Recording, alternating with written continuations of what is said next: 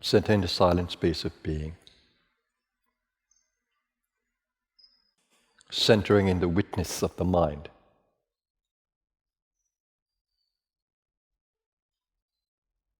In the awareness that you're not the body. Not the emotion that changes. Not the thoughts that you create. But that observing consciousness that has no judgment, no labeling, pure in nature.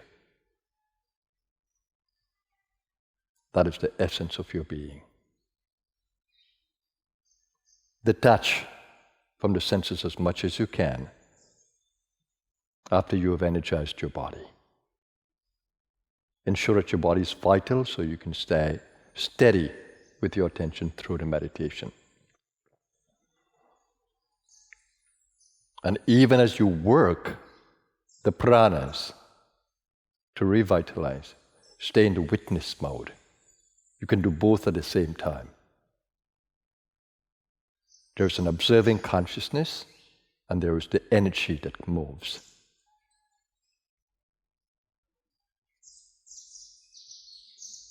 There is doership and there is non-doership in the consciousness.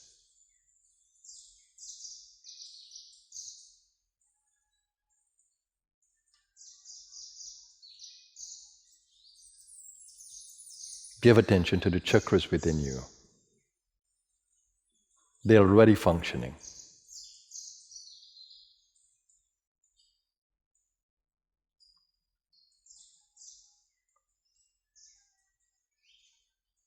Let your silence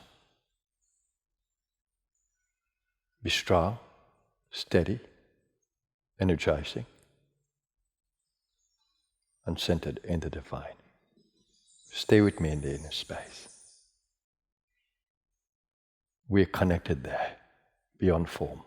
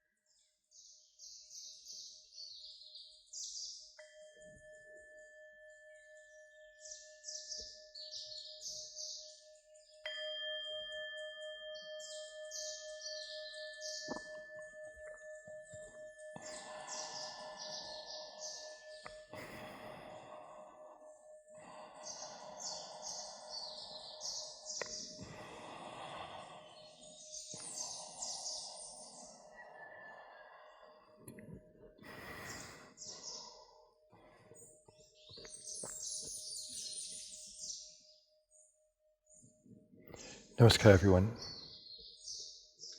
So welcome to Sunday, and the journey in the consciousness continues.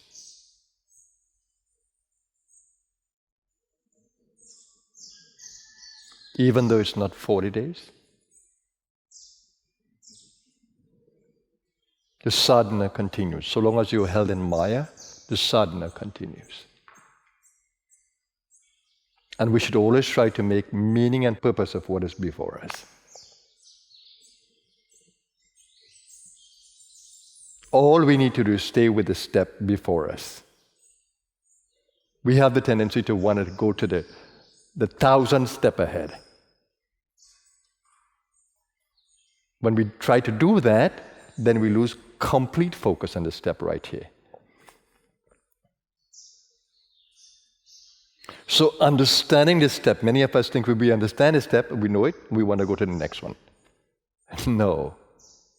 When this step is finished, you will automatically find a new one appearing before you.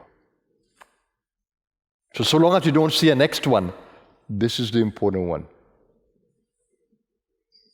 And needless to say, that we are so caught up in the senses, sensory delight. We want to see more, we want to hear more, we want to taste more. We're so caught up in the senses that we do not realize that we have another level of senses, an astral level, a subtle level. And the ecstasy there is so much more than at the physical level. Physical level is depleting. Astral level can be, if it's more connected to the physical level, but when it's connected to the inner, it's never depleting.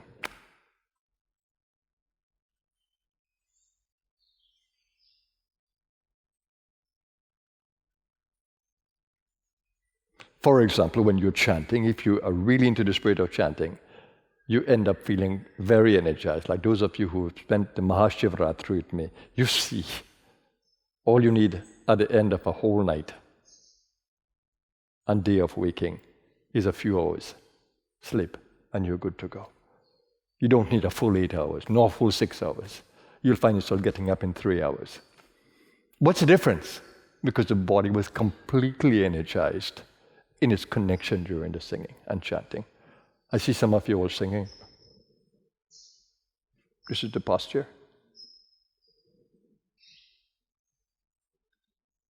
Not realizing that the power of the voice comes from the root. Energy. Voice is an energy, not just the vocal audio voice. It's an energy, it's a prana. It's called udana. It comes from below.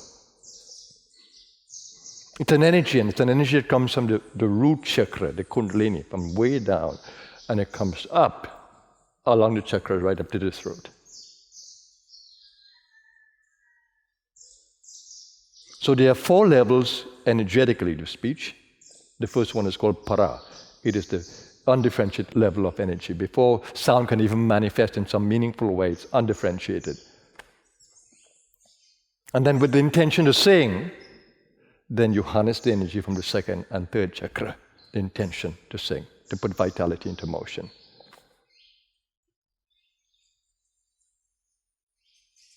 So that intention becomes visible. The first level is called pashanti. Pashanti, it becomes visible. The energy takes visibility. It begins to take form. The third level is called madhyama, which is the middle level, and that's where you formulate with your heart what you want to say inside of here. So this is called anahata chakra. Anahata means the sound that hasn't taken vocal form yet. The sound that happens without clapping, without movement. Anahat. That's what anahat means.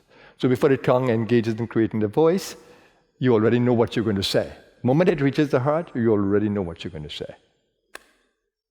The madhyama. Of course, the mind is at every level. The manas chakra is at every level operating. And then it comes through the voice, vak. It comes through the voice. Finally, it comes through the voice. So when you are singing in your mind, somewhere, and you don't have this level of sound, you lose focus and your imagination goes everywhere. And your voice sounds without vitality. or with little vitality. People can sleep with that kind of voice. When you hear a vibrant voice coming from the root, you can't sleep. Your energy starts to wake up. And if you can just aspire to that when you sing, begin to look for those energies, you'll find it amazing. My journey of Kundalini has also been a journey of energy from the lower right up to the top. I wish that you can just feel it. You can just take sound and vocal sound and become enlightened. You can just begin to learn to sing and look at the voice and look for the depth of the voice and look for the divine connection from the root, and you can become enlightened.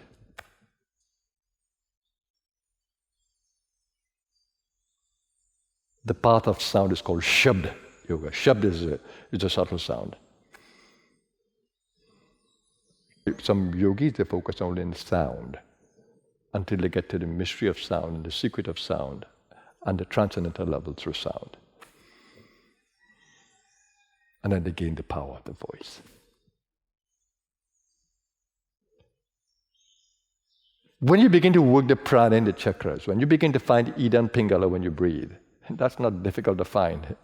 It's when you're so caught up in the physical world that the other world has no visibility. Unless you become detached from the taste and the smell and the touch, and you're so caught up in that. If you don't become detached, you can never pick up the others. That's why the requirement of the student is to learn to become more and more detached from the physical world, learning to seek that which is beyond. If you're still caught up in the physical world and you want to seek that which is beyond, it's never going to happen until you learn to detach. You have to let go of one level to pick up the other level. And only when you pick up the other level and have it more and more deep can you have both worlds together. It is said, of course, that if you have the divine, you have all the worlds.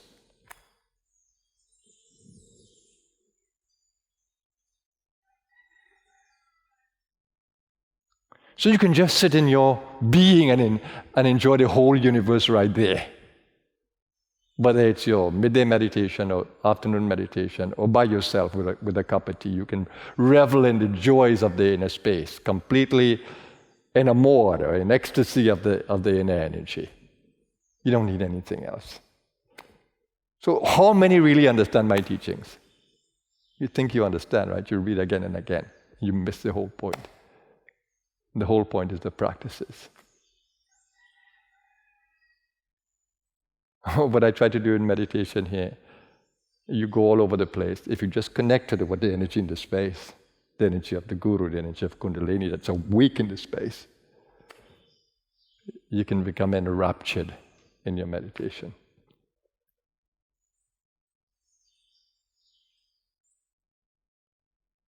So you have to ask yourself, am I a true seeker? Or am I caught up in subtle desires inside of my being, and the truth eludes me, the high experience eludes me because I'm still caught up? I have a dream to realize. I want to be a wise person. I want to have this siddhi, or we expect some kind of to be somewhere, or we expect spiritual experiences to be of a particular thing. I haven't had this experience. I don't see any blue lights. I don't feel Kundalini along my spine. If the Kundalini is already up your spine, how do you expect to feel it down your spine? How do you know where Kundalini is within you? She can be in your mind already, and you're looking for her in the root. She can be in your heart explosively, and you're looking for her somewhere else. How do you know where Kundalini is? You have to observe very carefully. She will appear to you in the space that you feel most inspired in.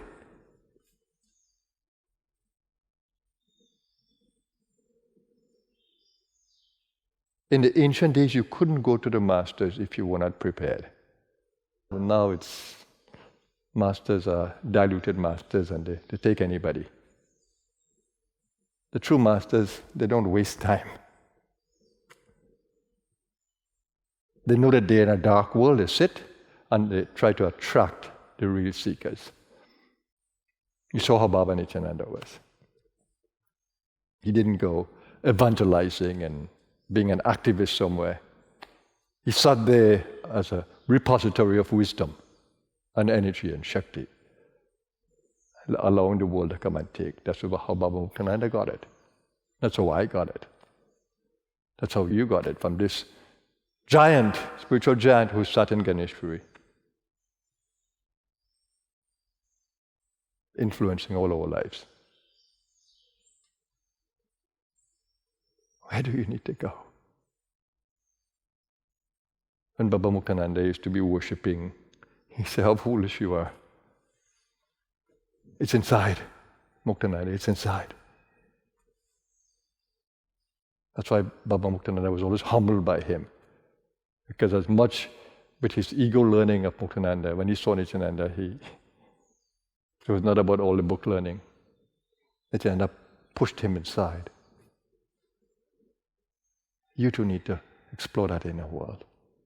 It's all inside up there. Look for your next step in sadhana and stay with it.